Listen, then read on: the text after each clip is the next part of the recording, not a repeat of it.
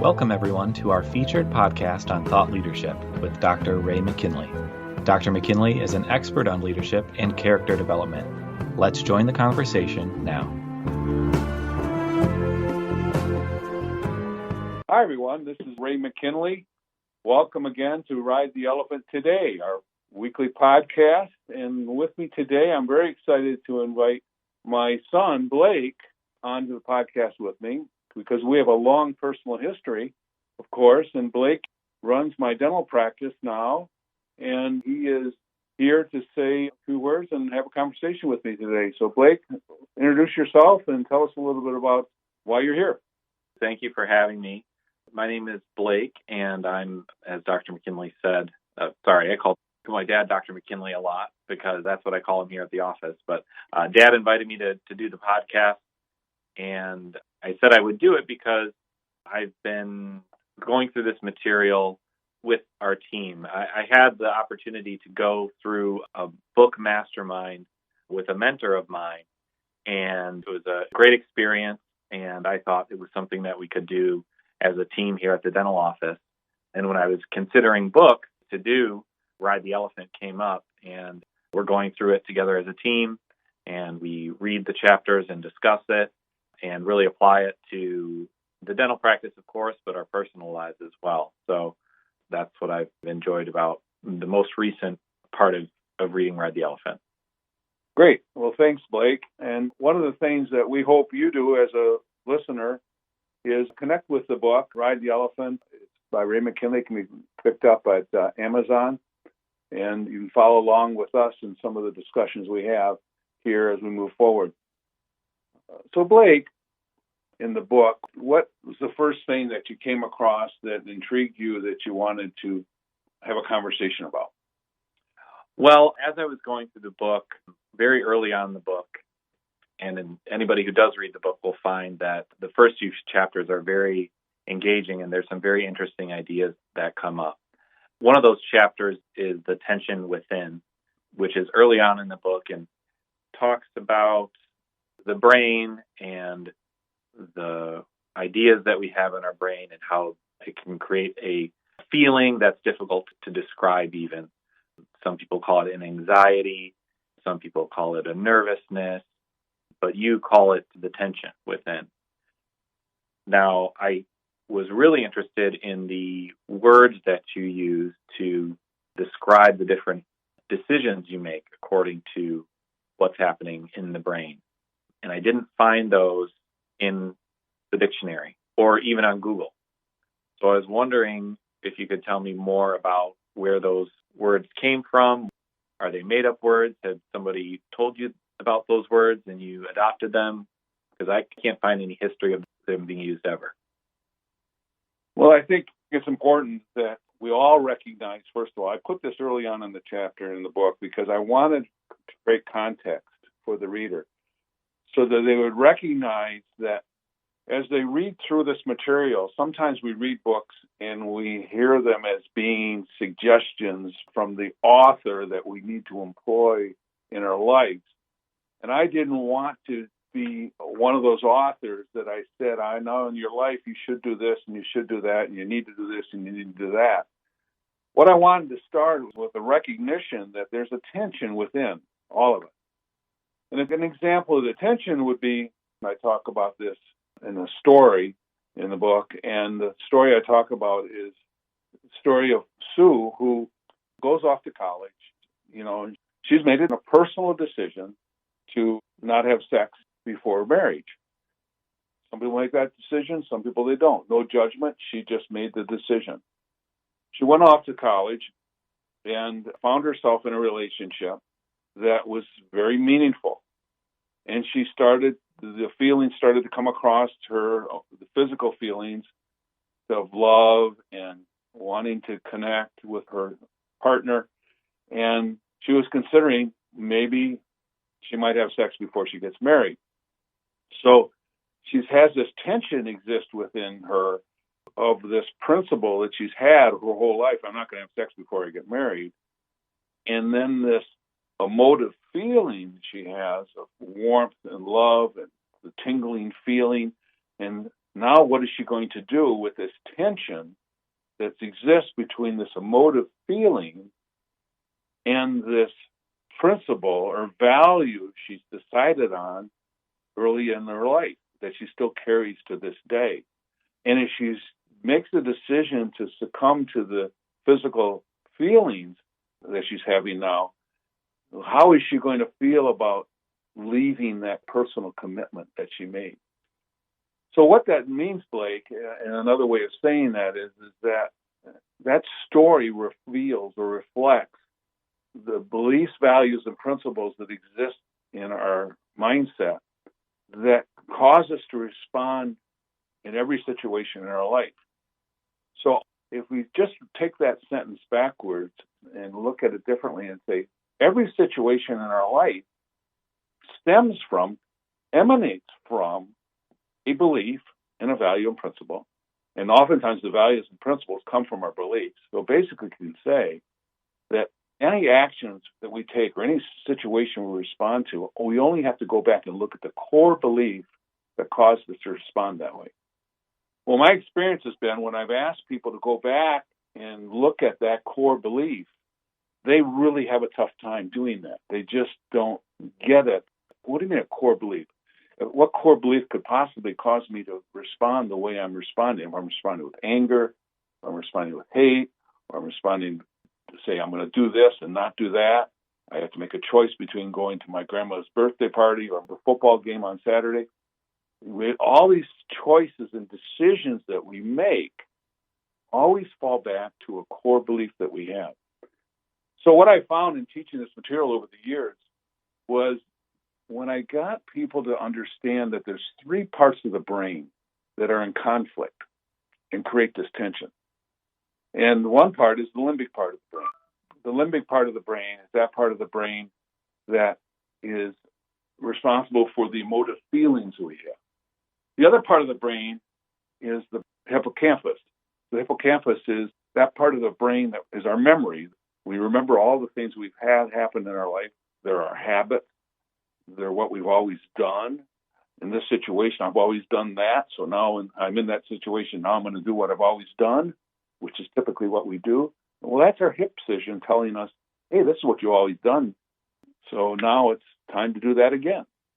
And you just say, okay, and you go along with it because you've always done it. Well, that's your hippocampus causing that decision. That's where I got the word, hipcision. It's the hippocampus affecting the decision. Mm-hmm. Now, if it was the loving feeling and the emotive feeling I had and feeling in love, the tingling feeling I had in my body around my partner in a intimate setting, I would then find myself allowing the limbic part of the brain to determine what I do, and that's a limcision. Again, combining a feeling that leads to the decision from the limbic part of the brain, I call that a limcision. So that's the core of the two words, limcision and hipcision. And those two are in conflict. The interesting thing about that is the third center of the brain that always comes in and operates, whether we want it to or not, and it's the prefrontal cortex. So there's a third word I've created, corecisions. And these are the decisions that come from our mindset through thinking, just thinking about it, critically thinking it through, and saying, hey, this is the best thing to do in this situation. You might think, well, I don't know what to do. Maybe I'm going to go talk to my girlfriend about this, or go talk to my parents about this, or talk to somebody else, a wise counsel about this. And you then start talking about it with another person. And then with that other person, you guys kind of come to a conclusion through your prefrontal cortex process that this is the way you're going to go. It may be in conflict with your corecision or your limcision. It may be in conflict with your hipcision. So, however, this tension that exists between the three decision centers of the brain really causes us to respond the way we do. Now, you might ask, why is that valuable? The value that brings is when you start having conversations and start thinking about, why do I always do this way? Why, when this situation happens, do I always respond in this way? Well, if you keep asking yourself that question, that's a great question, by the way. Why do I respond the way I do in the situation? Then a lot of people just are blank. They can't come up with an answer. Well, I'm encouraging you through these three concepts to look at the emotive feelings, the limb scission, look at what you habitually have always done, your hip scission, and then process it through your prefrontal cortex, your core scission. And with those three, you'll come to a conclusion. I find that when the three centers of the brain are really encouraging you to do the same thing, you have harmony in your life. As long as the three, I call them the three tri-scissions, the three decision centers of the brain, as long as they're in conflict, you're going to have tension. You're going to have stress. You're going to be in conflict. You're not going to know what to do. You're going to go to somebody else and have them tell you what to do because you don't know what to do. And instead of you being operating on your core beliefs that are deep inside of you, you are now letting other people influence your decision by what they think you should do. So, Blake, how was that for an explanation for you? Or what comes up for you when I go through that? That all makes sense. So it's a portmanteau. That's what it is.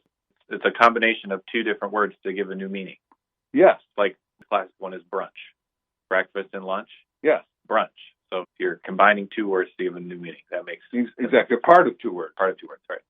Yes, because I think it gives a great understanding to the dilemmas that our mindset goes through as we make the decisions in our life and choices in our life.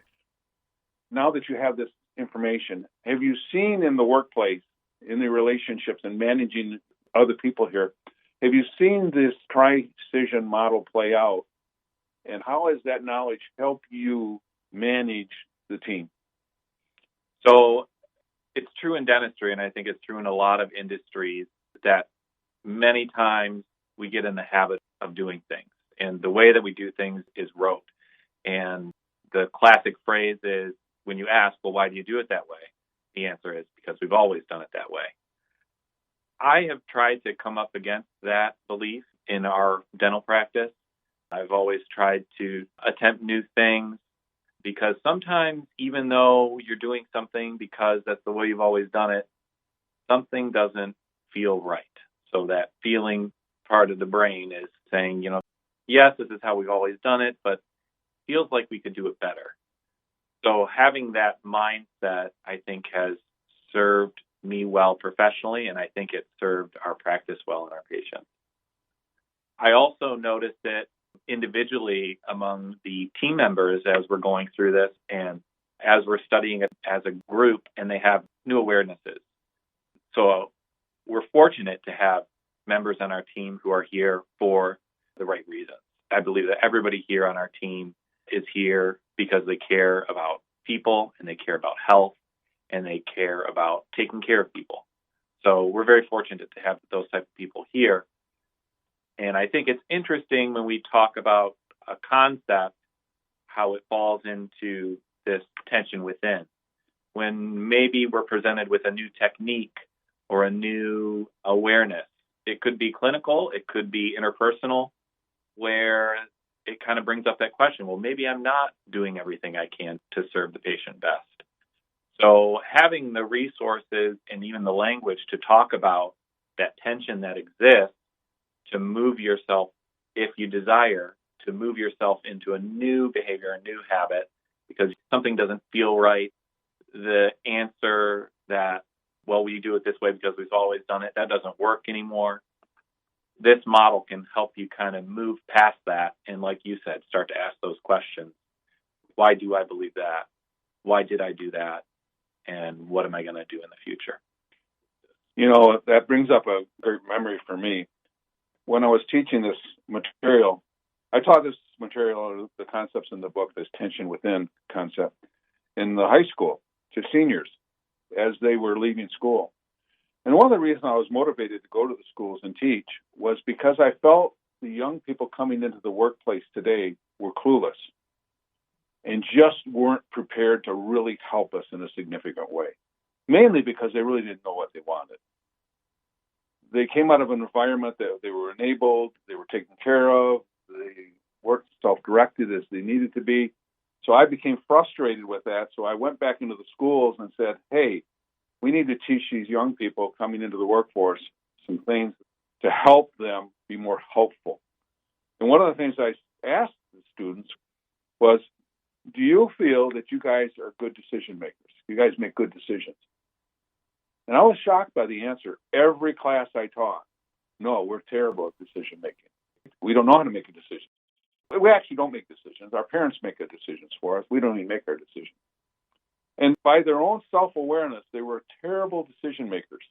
And I thought, wow, that's a crippling belief to think you're not a good decision maker. So one of the things I was determined to do, and when I investigated it further, I started to see this tension play out. And there was three aspects of the tension. This is what I want to do, but this is what I'm supposed to do. This is what I feel like doing, but this is what I know I need to do. If I don't do this, I'm going to get in trouble for this.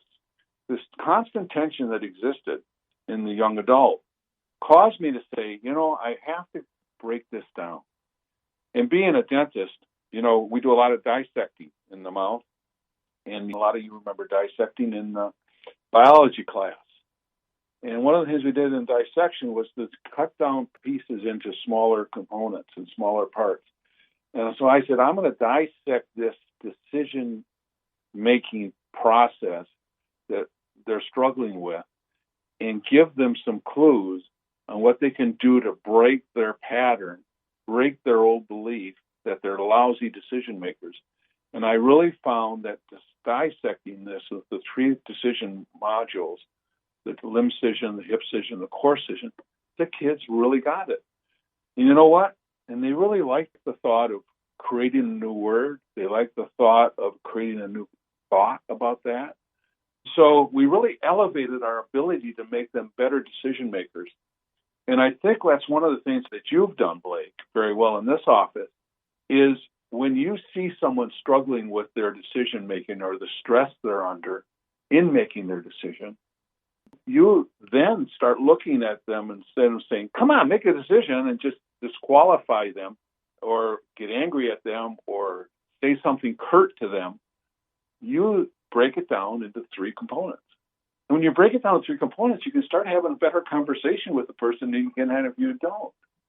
If you had an experience where you've done something like that, where you've taken their decision and you backed it off and said, let's go back and talk about this. First of all, how do you feel about it? What have you always done? And what does your mind say that you should do about it? When you start having that conversation, what happens with that person? Well, with patients, let's say that they need something to be done dentally. Many times they don't tell you right up front why they're hesitating to do it. Many times we assume it's money. Many times they act like they're fearful or afraid of the treatment itself, but you never really can know until, like you said, you break it down. And the way to do that, I found with patients, is to ask more questions, to have that conversation. So if they say something that, they're afraid, they don't know if that's something that they can sit in the chair for, they might need to be put to sleep, I think is probably one that we hear the most. I need to be put to sleep for my dentistry. Well, tell me more about that. Was there an experience that you had? Oh, yeah, when I was 5 years old, I had to have a tooth taken out and it was awful. They had to hold me down in the chair, and they are reliving this experience from when they were 5 years old. Well, in many situations, putting them to sleep is really more than is overtreatment when they need something relatively simple like a filling or a crown or something like that. So by processing through that, you can find out, well, would you be willing to try this? If we did this, would this make you more comfortable? And you can break it down, find out exactly where are the pain points for them. And we've turned around people from saying that they were shaking in the chair, they couldn't go through without being put to sleep. And within a couple of appointments, they're coming in smiling, laughing. They have no fear of the dentist anymore. So really, like you said, breaking it down can get through those pain points quickly. I mean, some it takes more time, and some people only go so far. But many times using that process of breaking it down, finding out exactly what it is that causes a patient to feel or respond the way that they're responding can help them move forward. Absolutely. And I think, that's a great example. And I watched patients over the years as we've been able to break down this precision component and really find out where they're at in their fear. And, it's a great laboratory. Fear of the dentist is pretty universal. A lot of people would rather go anywhere else than come to the dentist. However, when we really work through this with people, then they end up becoming our friends. They end up becoming people that trust us. They trust their decisions. They're more confident. They feel better about themselves. They don't get themselves all stressed out and anxious. And the experience becomes very edifying for everyone. And it's really amazing to me when we look at the model and experiences we had in the office, Blake, that we then go out into our life, our real world, and we apply it there. Can you think of a situation where you've applied that concept to something else in your life, not related to work, but something else personally? Well, I've been exposed to this material for a long time. So I've adopted a lot of this decision-making model. And for me, especially my age group, I hear a lot that I'm indecisive. That's what a lot of people my age like to say. And it could be as significant decision as getting married or a career change, or something as insignificant as where they're going to have lunch. But the feeling is that I'm indecisive. I can't make a decision. My personal strategy for counteracting that has been simply to make my decision good. So whatever it is that I decide to do, I own it. I take responsibility for it. And the outcome of that decision is something that I am going to be responsible for. I mean, that might be a leap for some people, but for me, just saying like, okay, this is a decision I have to make. The outcome of it is the one that I'm going to live with. And moving forward from that is something that I've been able to do being exposed to this material. Yeah, that's great. Another thing that, I mentioned before a little earlier that ties into this, Blake, and that's about beliefs, values, and principles. And the beliefs, values, and principles is a follow-up chapter to this because I want to create some context for what we're talking about, because what I'm looking at here, when I really start having these belief conversations with people and people start sharing their core beliefs, it's amazing to me how many of their beliefs that they operate out of are not even true. And they don't even think about them being untrue. They don't question whether they're true or untrue. They just continue to operate as if they're true and never change. So one of my challenges is always, even with patients and with friends and family, even in the way I raised you, was when you made a decision, and I always would look and say, based on the decision you're making, based on the situation you're in, based on how you're responding to this, what is the core belief that's causing you to respond the way you do? What's interesting is how many times that is untrue, but we never look at it. And I think one of the things that I've done here is really ask the reader to question whether the beliefs they're operating on are even true. Sometimes they're a little afraid to do that. Why do you think we're afraid to admit that a belief that we might have might be untrue? It could be a prejudice. It could be a response to something really bad that happened in our life when we were a young kid, like you said. When those kind of things happen, they're true maybe when you're 5 years old, but they're true today. And sometimes we never really reflect on that. I think one of the things therapists do is they focus on looking back at some of those beliefs that you take on at a young age and start asking you at an older age, now that you're an adult, why would you still feel that way about that? Can we look at that situation, replay that situation, and maybe come up with a different belief than we had before? Have you had an experience with that? Or do you have any awarenesses that you've had as a result of the statement, the beliefs, values, and principles built into your life determine how you respond in every situation?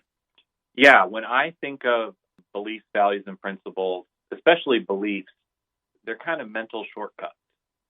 If we had to do the work of establishing how we're going to respond in every situation in real time, if we had to factor in everything that factors into that decision in real time, it would be mentally exhausting. To use the example of what you're going to have for lunch, to think about, well, how many calories have I consumed so far today? And, what's my blood type? And what did I have for lunch yesterday? And, what's my blood pressure? To take into consideration all of these things would be mentally exhausting. So many times we adopt beliefs, and in this instance, it might be a simple one, as simple as I don't eat meat, or I'm going to have a salad today, or I'm on a diet. So we adopt that type of simple belief as a mental shortcut, so we don't have to go through the mental work every time. And that's true for, I believe, every decision that we make, is that we're using our beliefs, we're using our values, we're using our principles as mental shortcuts. So if you're going to use a shortcut, it better be good. And it's better that it gives you the outcome that you want. So when you throw in a belief into there, this mental shortcut that's gone haywire, like, for example, I had a bad experience at the dentist. Well, this belief that you're going to have pain every time you go to the dentist, you aren't even going in for a cleaning. Right. If you go in for a cleaning, you're not going to have pain for most people, especially if you go regularly. But because they had pain when they were 5 years old, they haven't had their teeth cleaned in 30. Mm-hmm. So that's an example of a belief really causing the mental shortcut that has caused the system to go haywire. Interesting way of looking at it. I like that. One of the things that I talk about, and it's a word that maybe a lot of people aren't familiar with, but it's the word amphora. And, when you think of a word like love, there's a lot of people who have different definitions of the word love. They might feel love of their feeling for their cat, or their love for a child, or their love of a parent. It could be the love for God. It could be the love for tennis.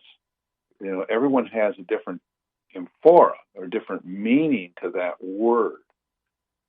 So I find, Blake, that when we start looking at the amphora of a word, what is our understanding of that word? It comes from our beliefs. Mm-hmm. And the beliefs that we have that lead to our definition for a specific word is different than the beliefs another person has that leads to their definition for the word.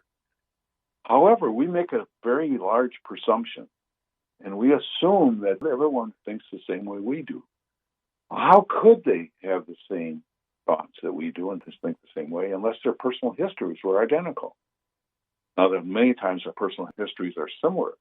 So many of the beliefs that we come up with are the same from one person to the next. But even you, with your 5 siblings, you have different beliefs than the other siblings. With my 11 siblings, we all had different beliefs. Yes, there's some commonality, but we all have different amphora for different words. So what do you say about that word? When you first heard of the word amphora, what did that mean to you?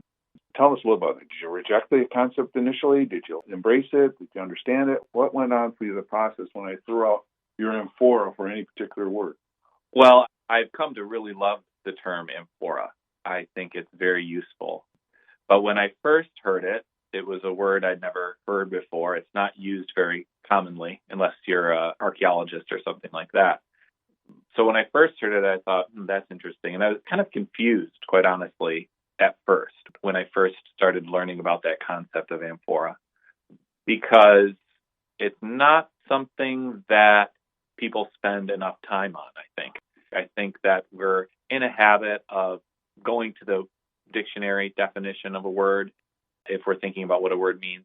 But mostly, we're taking our belief, our amphora of a word, and assuming or presuming that everybody else believes the same thing, or everybody else has the same amphora, which is not true.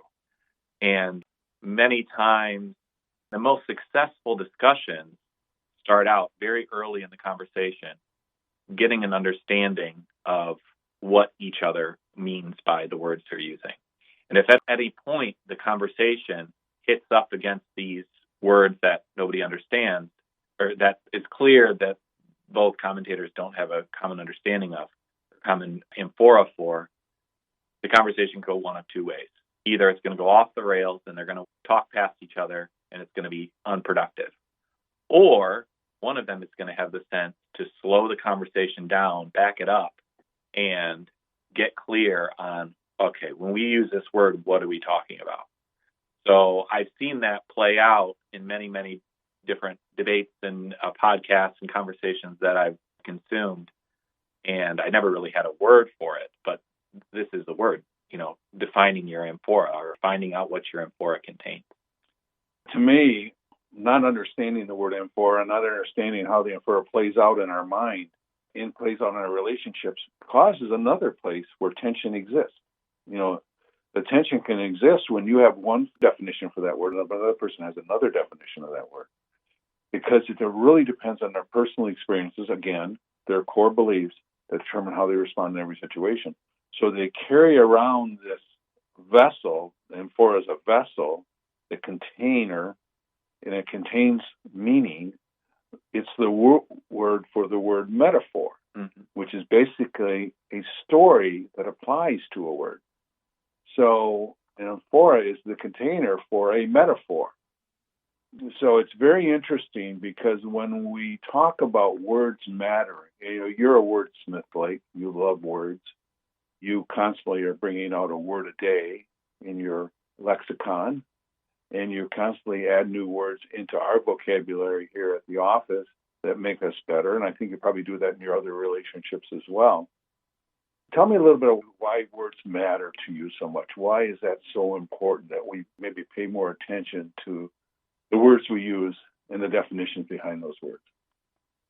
It's important to me because I think it's easy for people to get stuck in the habit of using the same language, and they'll try to fit a situation or something they're trying to say into their existing use of the English language instead of expanding or looking for a better word or better way to describe it. So the other benefit that you have with uncommonly used words is there's usually a pretty empty amphora. Either a person doesn't really use that word very often, so they don't have a lot of meaning attached to it, or they don't know what the word means at all. So it is literally a brand new word to them. It's an empty amphora. So it gives you the opportunity, if in that situation you use a word that is overused, like love is a word that's overused, then you don't know what you're going to get. But if you get more specific, and unfortunately in the English language, there's not a lot of other words that mean love, but if you get more specific, like maybe admiration would be one. That's a love of a different kind. Yeah. And it's more specific. It's an uncommonly used word. And when it lands on the ears, if you're talking to somebody who has a good understanding of the English language, that it will hit the emotive points that you're trying to get across, not a baggage that comes along with overused words. So to go back to where we started this conversation, I think making up a new word is a great way to start fresh, start with a clean slate, start with an empty amphora. One of the things that I found was that was a key awareness that you just pointed out, Blake, a key awareness to getting people to understand the application of this concept is giving them permission to create a word or modify a word that allows for an expression of a certain viewpoint. And one of the things that I've always done is the words matter. So I'm not going to let the preconceived notion that people have of certain words get in the way of understanding the direction that I want my message to go. So when I use new words, it allows for the amphora to be created from that word. Just we can make it whatever we want it to be. And it really enhances the conversation. 5 or 6 years ago, maybe a little longer than that now, 7 or 8 years ago, I never heard of the word amphora in my life either, and I wouldn't know how to apply it in my life. And now, many of my relationships throw that word around in our conversation all the time, and it cuts right to the core of what we want it to be. Now that's really saying is, Blake, I'm in total acceptance of whatever your amphora for that word is. Let's say the word might be faith. I'm totally comfortable with your amphora for that word faith, different from my amphora for that word, faith. We have permission to have a more exact definition. And then I found it led to more acceptance, more tolerance, more patience, because it stops this mindset of, well, everyone thinks this way, that everything has the same meaning as the word that I just used. Everyone has the same word for anxiety as I have. Everyone has the same definition. No, they don't. Right. And so when I said, Blake, what's your amphora for anxiety? And what's my amphora for anxiety? I can now listen to your amphora for anxiety and totally own my amphora for anxiety. And we can agree to have different amphoras, and it's awesome. Right. Think about the value of that in decision-making on top of that, because we're always worried about what other people think and how other people are going to take what we say, and that we're going to be judged by it, stuff like that. Well, when you start giving them permission to have a different amphora for the word, it's wonderful. So that's what works for me in the relationships. Hey, Blake, our time is coming to an end. I just want to say thank you for being my guest today. Thank you. I enjoyed it immensely. Again, thank you for joining us today. Join us next week, same time, for Ride the Elephant Today. Have a great day.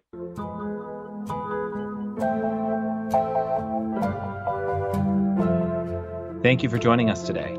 Your feedback is important to us, and we'd like to hear from you. Email your comments and questions to ray@raymckinley.com. Join us next week for another informative podcast with Dr. Ray McKinley. Have a great week.